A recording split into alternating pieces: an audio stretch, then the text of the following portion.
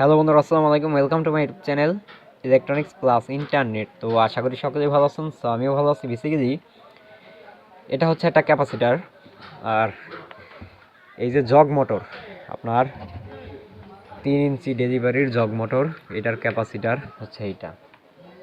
এখন আমি এটা নতুন লাগাইতেছি। এখন এটার কি সমস্যা হয়েছে, এই যে দেখেন কি সমস্যা হয়েছে, দেখতেই পারতেছেন। এইটার যে মানে জীবন তেনা তেনা হয়ে গেছে, এটার শুধু ঠোঙ্গা আছে আর কিচ্ছু নাই। এটা হচ্ছে আপনার এখান থেকে তেল বের হয়েছে, তেল বের হয়ে এখানে সমস্যাটা হয়েছে। এখানে মূলত একটা প্লাস্টিক সিস্টেম থাকে যেন ভিতরের তেলটা বাইরে না আসতে পারে, এর জন্য। কিন্তু সেটা হয়তো কোনোভাবে উঠাইয়া ফেলাইছে, নষ্ট করে ফেলাইছে, যার কারণে ওখান থেকে তেল আইসা এই যে ক্যাপাসিটিটা এই সমস্যা হয়েছে।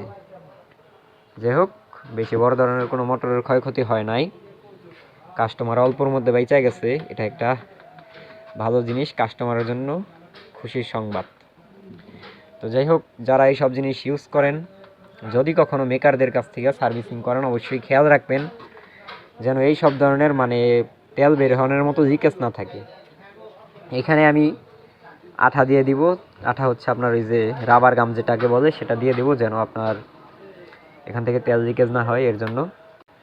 তো যাই হোক, সকলে ভালো থাকবেন, সুস্থ থাকবেন। দেখা হচ্ছে নেক্সট কোনো ভিডিওতে। আজকের ভিডিও পর্যন্তই। আসসালামু আলাইকুম।